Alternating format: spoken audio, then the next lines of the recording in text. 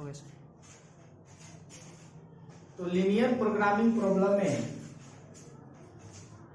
आज हम लोग क्वेश्चन देखेंगे। लीनियर प्रोग्रामिंग प्रॉब्लम को शॉर्ट में एलपीपी के नाम से जानते हैं। हिंदी में इसको रैखिक प्रोग्रामन समस्याएं कहते हैं। क्वेश्चन नंबर 1 है, solve the linear programming problem graphically. Maximize z बराबर दिया हुआ है 4x प्लस वाई। सब्जेक्ट दिया हुआ है x plus y less than equal to 50। 3x plus y less than equal to 90। यहाँ x greater than equal to 0 और y greater than equal to दिया हुआ है। तो हम लोग क्या करते हैं, ये जो सिंबल दिया है ना, इसको हम लोग समीकरण के रूप में मानकर तब इस प्रश्न को हल करते हैं। इसे देखा जाए, इसको समीकरण 1 मान लिया गया, ये समीकरण 2 है और ये बताता है आपको कि x greater than equal to 0 और y greater than equal to कि पहला चतुर्थांश में आपका ग्राफ बनेगा। तो लिखते हैं द कॉरस्पॉन्डिंग इक्वेशन फर्स्ट, यानी एक समीकरण 1 के संगत इसको लिखते हैं x प्लस वाई बराबर 50। यदि y का मान 0 रखा जाए तो x का मान आएगा, y का मान जैसे यहाँ 0 रखेंगे तो 0 तो x बराबर हो जाएगा 50। y यदि x का मान यहाँ पर 0 रखा जाए, यहाँ पे y का मान आएगा, 0 रखेंगे तो y का मान 50 आएगा। तो इसका जो पॉइंट है, ये पॉइंट हो जाएगा 50,50। अब पूछेगा कि सर ये बताइए कि 50 कौन सा, तो ये x कोऑर्डिनेट का 50 है और ये y कोऑर्डिनेट का 50 है। अब हम लोग लिखते हैं द कॉरस्पॉन्डिंग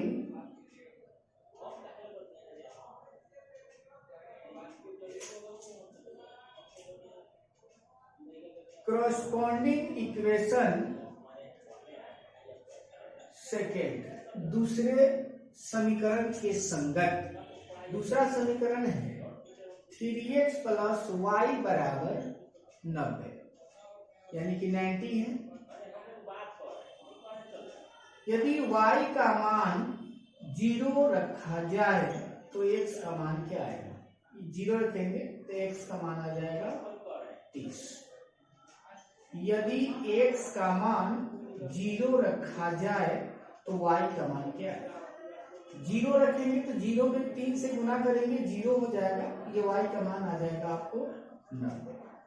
तो इसका जो पॉइंट होगा वह होगा 30,90। अब इसके बाद इसका हम लोग ग्राफ लेते हैं। तो ग्राफ यहां पे लिया जाए,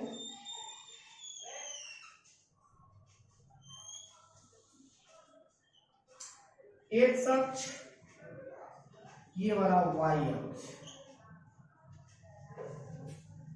देखिए इसको आगे इसलिए नहीं बढ़ा रहे हैं कि यहाँ स्पष्ट हो गया है कि x greater than equal to 0 और y greater than equal to 0। इसका जो ग्राफ बनेगा वह प्रथम चतुर्थांश में ही बनेगा। तो इसका जो है पॉइंट है 50,50 और 30,90। तो हम क्या करते हैं, ये मूल बिंदु है, मूल बिंदु पर x और y का मान 0, 0 होता है। तो 20, 20 का ले लेते हैं, 20, 40, 60, 80 और ये लेते हैं 100।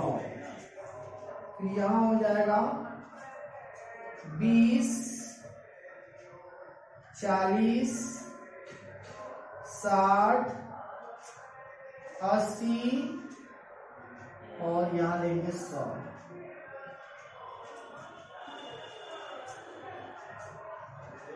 पहला समीकरण में है कि 50 और 50 लेना है। 50 x का मान यहाँ होगा और y का मान 85 है। अब इसका ग्राफ मिलाया जाए, तब इस लाइन को इस लाइन से मिला देंगे तो ये कौन सा समीकरण हुआ, तो समीकरण 1 हो गया। अब दूसरा समीकरण का पॉइंट देखिए 30, 90, तो x का मान 30 यहाँ होगा, y का मान 90 यहाँ होगा। अब इसको हम इस बिंदु से मिला देते हैं तो ये हो गया समीकरण 2।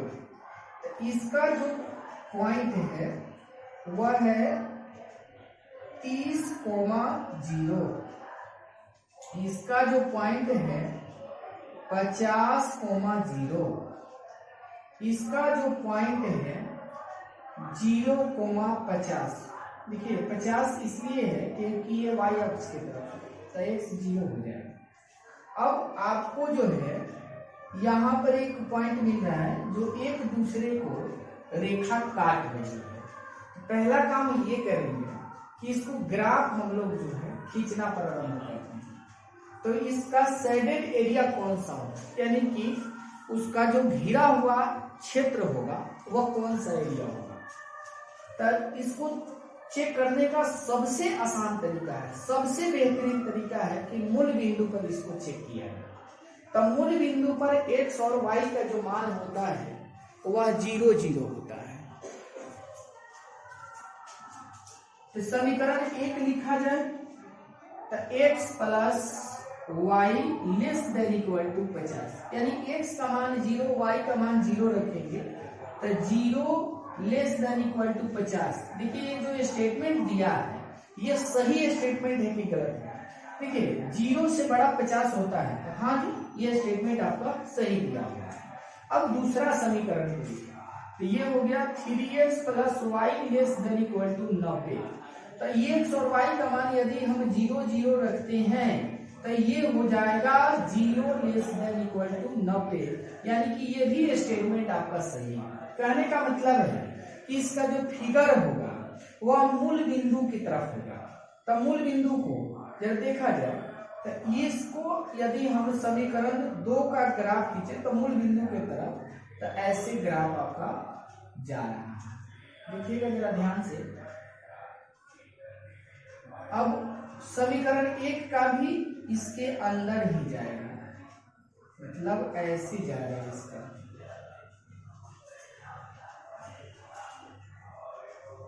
आप देख रहे हैं कि दोनों समीकरण में जो इसका कॉमन है वही इसका शेडेड एरिया होगा। दोनों समीकरण का जो कॉमन है वही इसका शेडेड एरिया होगा। तो ये देखा जाए तो ये हमारा जो है कॉमन एरिया नहीं है, फिर ये वाला पर्सन मेरा कॉमन एरिया नहीं है,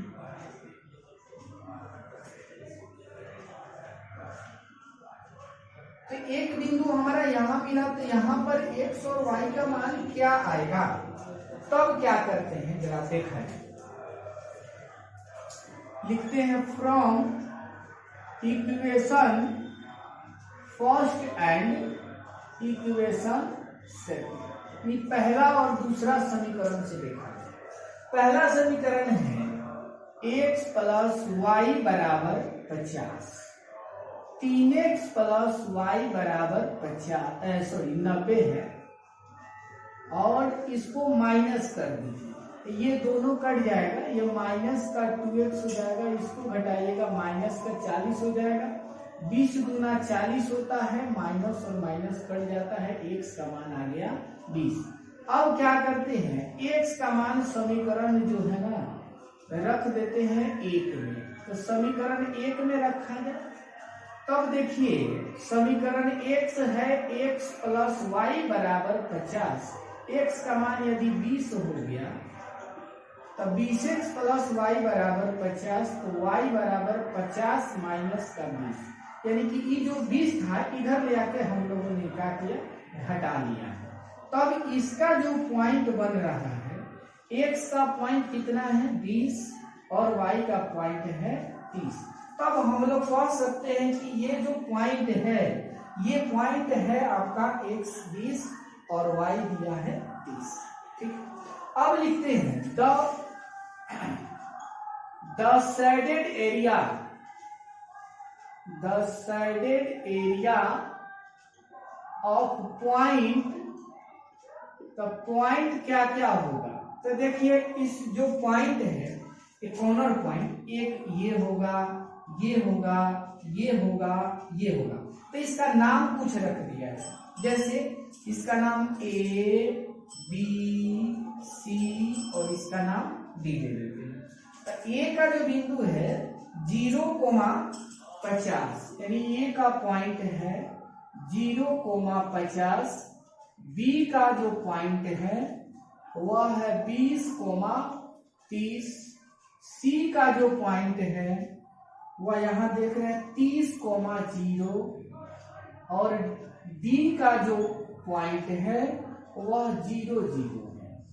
तो अब यहां पर हम लोग क्या करते हैं, लिखते हैं द कॉर्नर पॉइंट, यानी इसको दो पार्ट में विभाजित कर दिया जाए।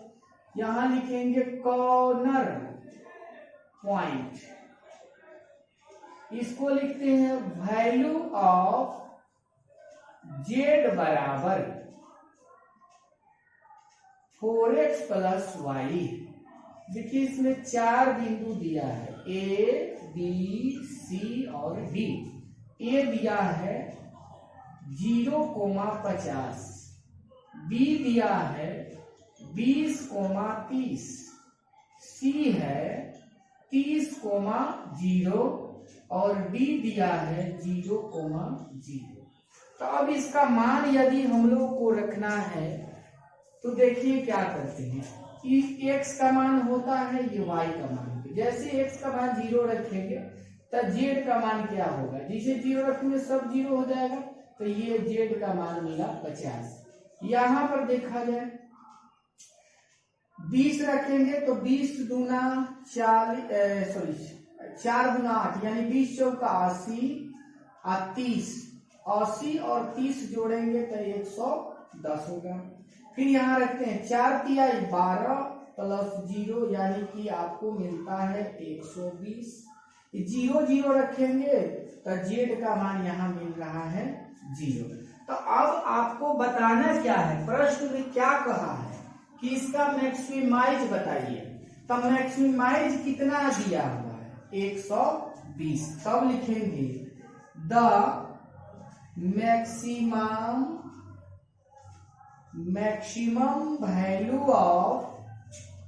Value of z equal to 120 at the